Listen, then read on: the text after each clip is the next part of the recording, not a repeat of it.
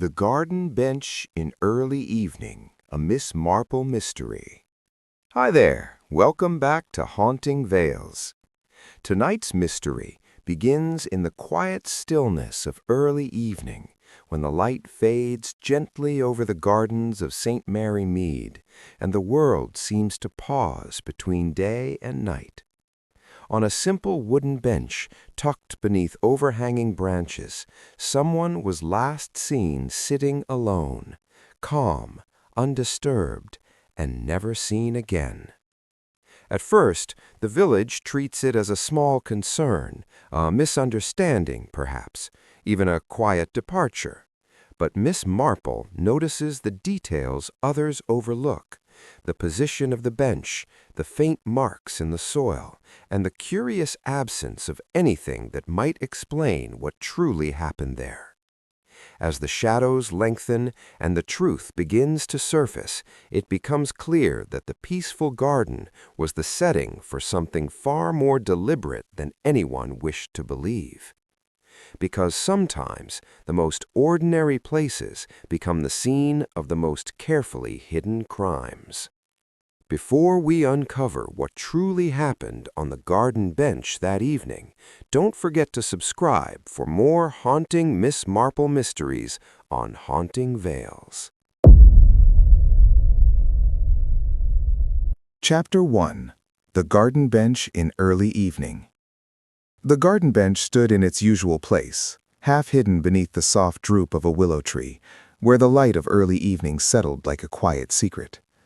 It was not, at first glance, an important bench. It was made of old wood, painted green many years ago, the color now worn and chipped in places where time and weather had pressed their claim. Yet, in the village of St. Mary Mead, even the smallest and most ordinary things had a way of becoming important, if only one looked closely enough. Miss Marple sat near her window, her knitting resting lightly in her hands, though her fingers had stopped their careful work some minutes ago. Her eyes, sharp and thoughtful, were fixed on the garden beyond. The bench was visible from her sitting room, framed perfectly between two rose bushes that had just begun to bloom. It was a peaceful sight, one that would have comforted many. But Miss Marple did not feel comforted. She had seen someone there. Not long ago, as the sun had begun its slow descent, painting the sky in soft gold and pale pink, a figure had taken a seat on that bench. At first, she had thought nothing of it. People often wandered into the gardens at that hour. It was a time for quiet reflection, for gentle conversation, or for simply enjoying the fading warmth of the day. But there had been something about this person that caught her attention. They had sat very still. Too still, Miss Marple thought now, her fingers tightening slightly around the knitting needles. It was not the stillness of rest, nor the calm of someone lost in thought. It was something else, something that, even from a distance, had felt wrong. She leaned forward just a little, as if the memory itself might shift into clearer focus. The figure had been a man, she believed, tall, though his posture had been slightly bent, as though weighed down by something unseen. His hat had been pulled low, casting his face into shadow, and his hands had rested at his sides in a manner that seemed unnatural. Miss Marple did not like the word that came to mind. Lifeless. She set her knitting aside. It would not do to jump to conclusions, she told herself firmly. One must always consider the simplest explanations first. Perhaps the man had merely been tired. Perhaps he had fallen asleep. It would not be the first time someone had taken an evening rest on that very bench. And yet, her gaze returned to the garden. The bench was empty now. That in itself was not unusual. People came and went. But Miss Marple could not recall seeing the man leave, and she was quite certain that she would have noticed. A small frown appeared on her face, delicate but unmistakable. She rose from her chair, moving with the quiet grace of long habit, and crossed the room to the window. The roses swayed gently in the breeze, their petals catching the last light of day. The bench remained still beneath the willow, as though it held its own secrets close. There was something there, she was quite sure of it. And Miss Marple had learned over many years that when something felt wrong, it usually was. The following morning brought with it a sense of normality that almost felt forced. The village carried on as it always did. Doors opened, voices greeted one another. The post was delivered. Life, in its steady rhythm, gave no hint of disturbance. Miss Marple, however, was not so easily persuaded. She made her way into the garden shortly after breakfast, her steps unhurried, her expression mild. Anyone observing her would have thought she was merely enjoying the fresh air, perhaps checking on her flowers. but her eyes were alert, taking in every detail. The bench looked exactly as it always had. That, too, was wrong. Miss Marple approached it slowly. The grass beneath her feet was slightly damp, the morning dew not yet fully lifted by the sun. A bird called softly from somewhere nearby, and for a moment everything seemed perfectly ordinary. Then she noticed it, a faint mark on the ground just beside the bench. She bent slightly, examining it with care. It was not large, nor was it particularly obvious. To most it might have passed unnoticed, but Miss Marple was not most people. It was the impression of a shoe. One shoe. She straightened, her mind already working. If the man had simply stood and walked away, there would be more than one mark. There would be a pattern, a trail leading away from the bench. But there was only this single impression, as though he had risen, and then... Miss Marple did not finish the thought. Instead, she turned her attention to the bench itself. There, on the wooden slats, was a small dark stain. It might have been nothing, a drop of spilled tea, a mark left by damp leaves. There were many harmless explanations. But Miss Marple did not believe in coincidences. She reached out, touching the edge of the stain with the tip of her finger. It was dry now, but there was something about its color, its texture, that made her pulse quicken just slightly. She withdrew her hand. No, she thought, this was not ordinary at all. By midday, the first whisper of trouble had begun to spread. It came in the form of Mrs. Price, who arrived at Miss Marple's door with an expression of mild concern that bordered on curiosity. Mrs. Price was known for her keen interest in the affairs of others, though she preferred to describe it as a sense of community awareness. "Have you heard?" she asked, settling herself into a chair without waiting to be invited. "Mr. Harrow is missing." Miss Marple paused. "Mr. Harrow?" she repeated gently. Yes, Mrs. Price said, leaning forward. "The new gentleman staying at the old cottage near the lane. Quiet sort, keeps to himself. No one has seen him since yesterday evening." Miss Marple felt a quiet stillness settle within her. Yesterday evening. The garden bench.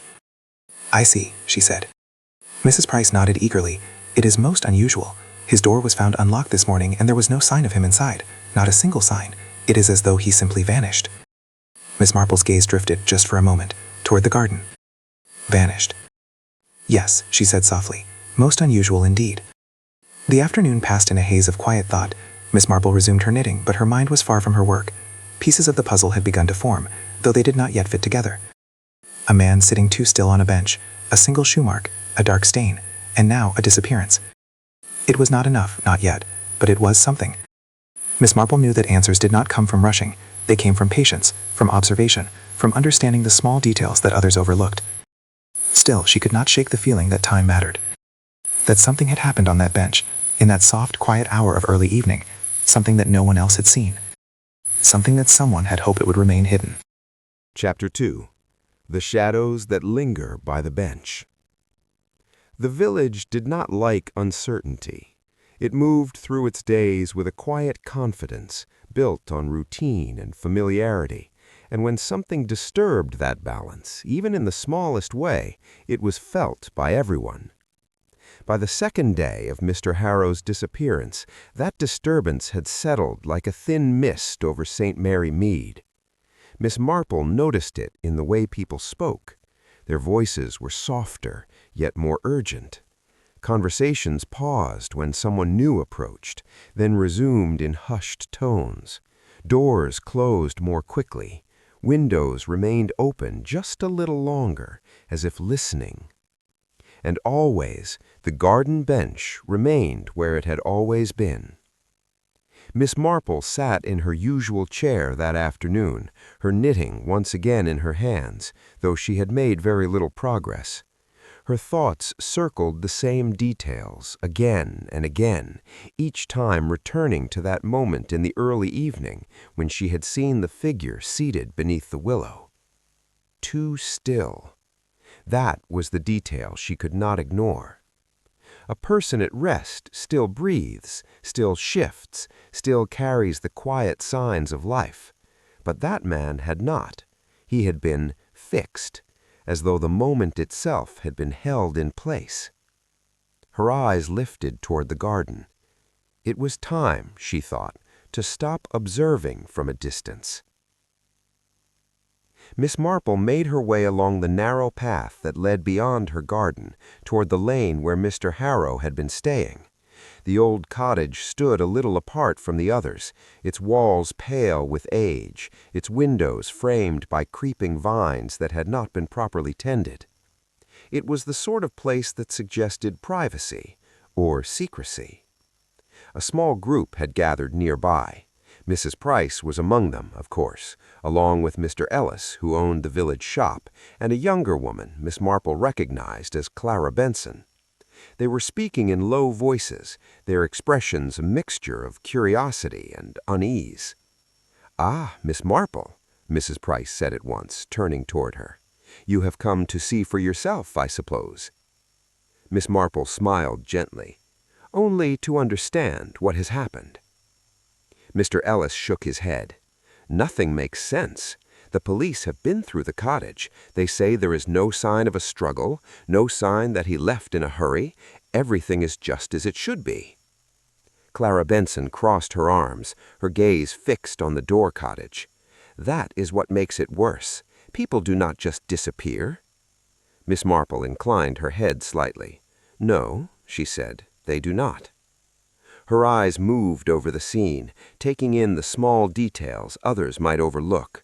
The door, slightly worn at the edges, the window just barely open, the path leading away from the cottage, marked with the faint impressions of recent footsteps.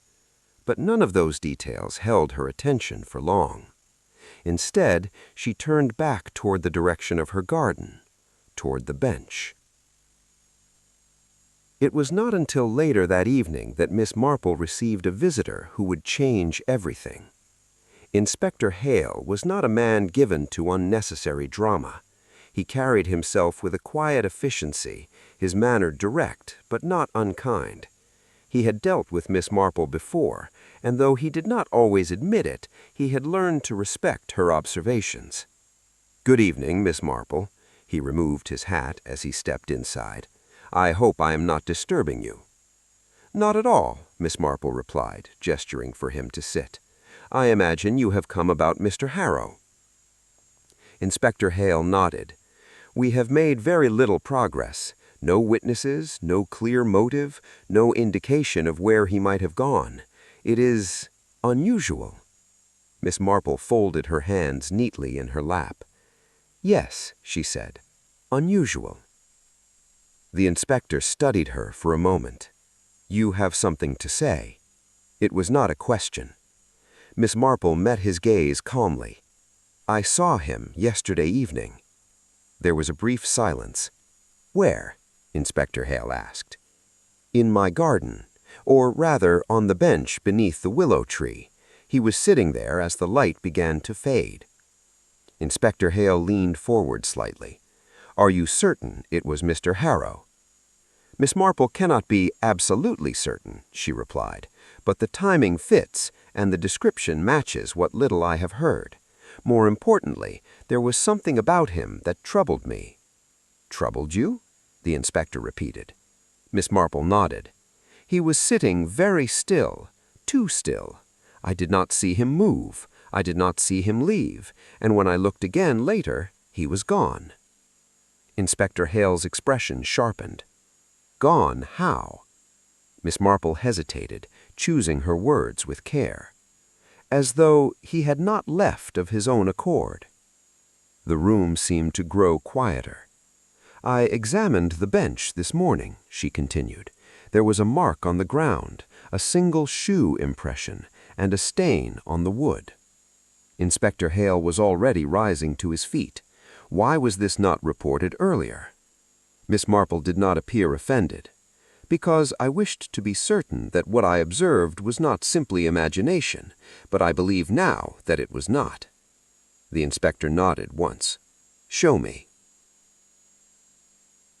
The garden, in the fading light of evening, held a different kind of silence than it did in the morning.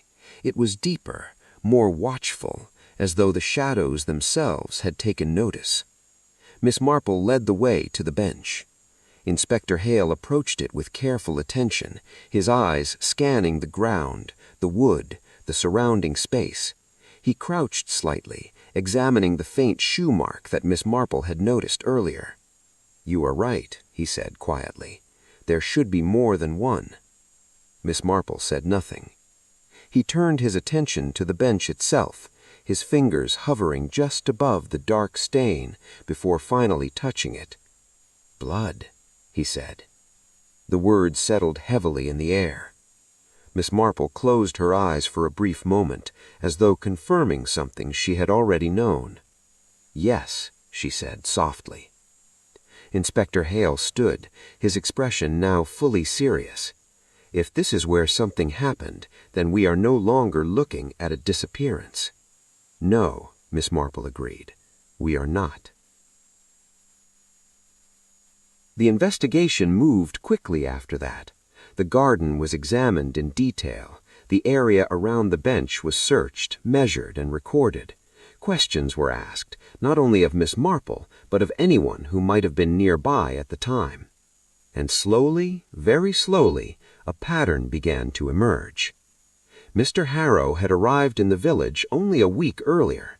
He had kept to himself, spoken little, and avoided unnecessary attention. But there were small details that now seemed more significant. He received a letter. Miss Marple learned of it from Clara Benson, who had seen him reading it the afternoon before his disappearance.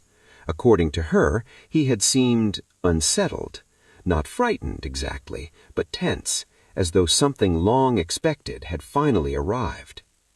"What kind of letter?" Miss Marple asked. Clara shook her head.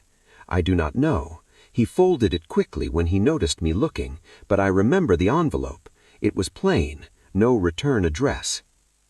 Miss Marple considered this. "A meeting, perhaps," she said. Clara frowned. "A meeting?"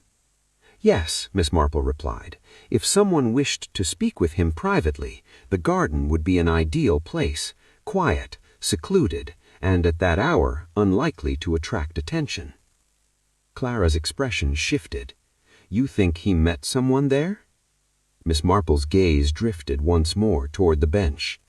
"I think," she said carefully, "that he went there expecting to meet someone, and that he did." But the most troubling detail came later that evening. Inspector Hale returned with new information. "We found something near the edge of the garden," he said, his voice low, "partly hidden in the grass." Miss Marple looked at him steadily. "What was it?" "A hat. Dark, worn. It matches the description of what Harrow was last seen wearing." Miss Marple felt a quiet certainty settle into place. "And?" she asked. Inspector Hale hesitated. "And there was something else," he said. "Marks in the grass, signs of movement, as though something or someone had been dragged." The room fell silent. Miss Marple's hands folded neatly in her lap, her expression calm, though her mind was but anything. "Yes," she said after a moment, "that would explain the single shoe mark." Inspector Hale nodded grimly. "Someone met him on that bench. Something happened, and then they moved him." Miss Marple's gaze lifted, her eyes thoughtful, distant. "Yes," she said, "but the question is, why there?" Inspector Hale frowned. "Why does that matter?" Miss Marple allowed a faint, almost imperceptible smile. "Because," she said gently, "people choose places for reasons, and if we understand the reason, we may understand the person." Chapter 3. The Truth Beneath the Garden Bench. The village did not sleep well that night. Even those who claimed to believe in simple explanations found themselves glancing toward the darkened gardens, toward the quiet spaces where shadows gathered and lingered just a little too long. Word had spread, as it always did, though not loudly and not all at once. It moved in careful whispers, in unfinished sentences, in knowing looks exchanged across doorways and narrow lanes. Something had happened on the bench, and now everyone felt it. Miss Marple, however, slept very little for a different reason. Her mind had settled into that familiar, steady rhythm, where each detail found its place, not by force, but by quiet understanding. She did not chase answers, she allowed them to come. And now they were coming.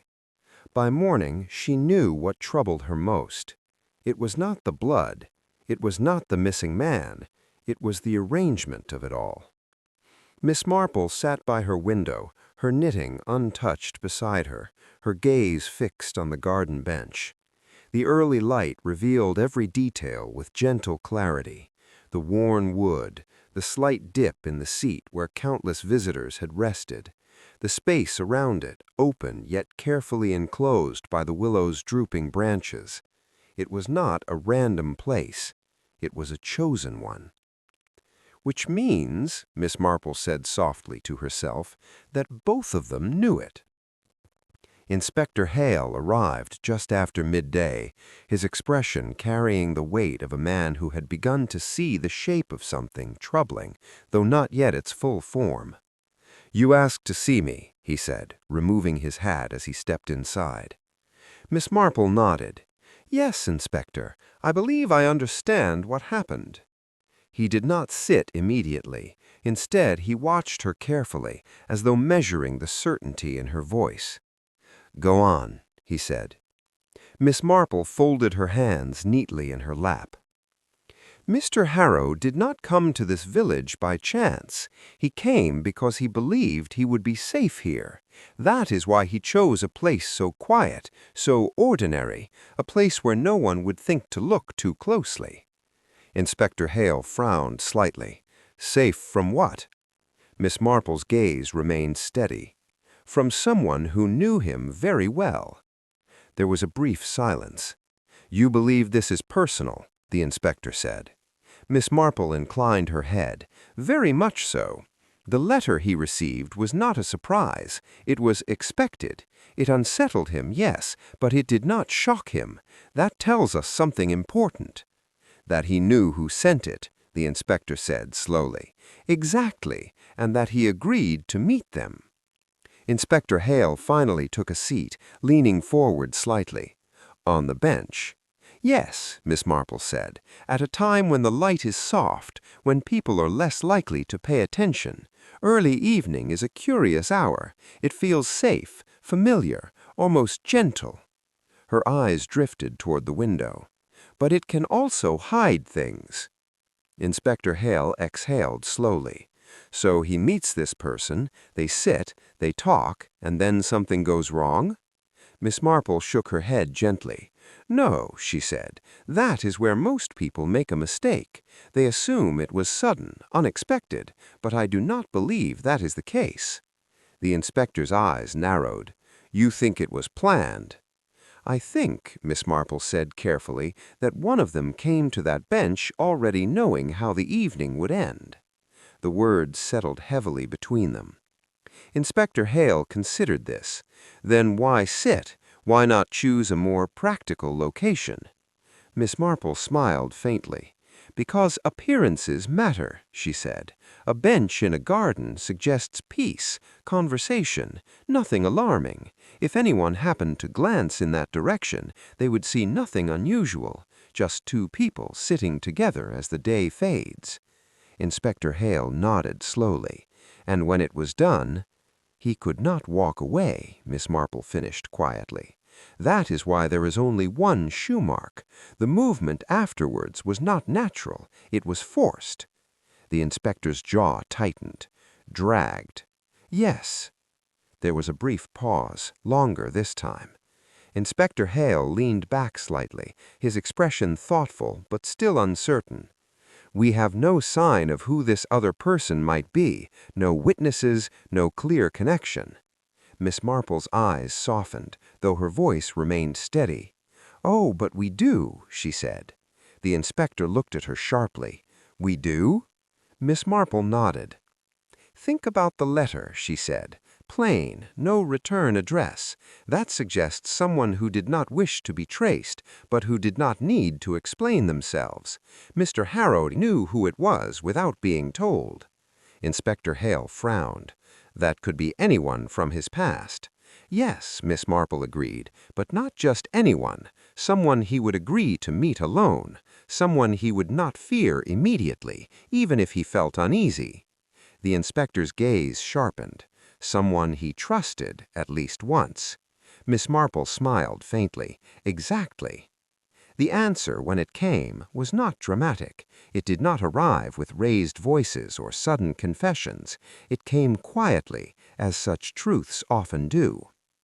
Clara Benson returned that afternoon, her expression troubled in a way that felt different from before, less curious, more certain. "Miss Marple," she said, her voice low, "there is something I did not think was important, but now I am not so sure." Miss Marple gestured for her to sit. "Go on," she said gently. Clara hesitated, then continued. "The day before Mr. Harrow disappeared, I saw him speaking with someone, not for long, just a moment, near the lane. I did not think anything of it at the time." Miss Marple's gaze remained calm. "Who was it?" Clara swallowed. "Mr. Ellis." Inspector Hale did not waste time. Within the hour, Mr. Ellis was seated in the same room, his usual calm demeanor slightly unsettled. He looked from the inspector to Miss Marple, then back again, as though trying to understand how he had come to be there. "This is absurd," he said. "I spoke to the man, yes, but only in passing. I hardly knew him." Inspector Hale's voice was firm. "You were seen speaking with him the day before he disappeared. You run the shop. You see everyone. That alone makes you important." Mr. Ellis shifted slightly in his chair. "Important does not mean guilty." "No," Miss Marple said quietly, "but it does mean connected." He looked at her then, really looked at her, and something in his expression changed. "What are you suggesting?" he asked. Miss Marple folded her hands. "I am suggesting," she said, "that you and Mr. Harrow shared a past, one that you believed had been left behind." Mr. Ellis said nothing. "The letter," Miss Marple continued, "was from you. You asked him to meet you, not to talk, not to reconcile, but to end something that had never truly been resolved." Inspector Hale watched him closely. "You have no proof," he said. Miss Marple's voice remained calm. "No, I agree, but I have understanding. You chose the bench because it was visible, yet safe. You knew he would not suspect you of anything violent. You sat beside him, you spoke, and then, when the moment came, you acted." The silence that followed was heavy, final. Mr. Ellis lowered his head. "It was not meant to happen like that," he said quietly. The inspector's expression hardened. "Then how was it meant to happen?" Mr. Ellis's voice trembled just slightly. "He was going to leave, disappear again, just like before, and I could not let him do that, not after everything." Miss Marple's gaze softened, though there was no sympathy in it, only clarity. "So you stopped him," she said. Mr. Ellis closed his eyes. "Yes."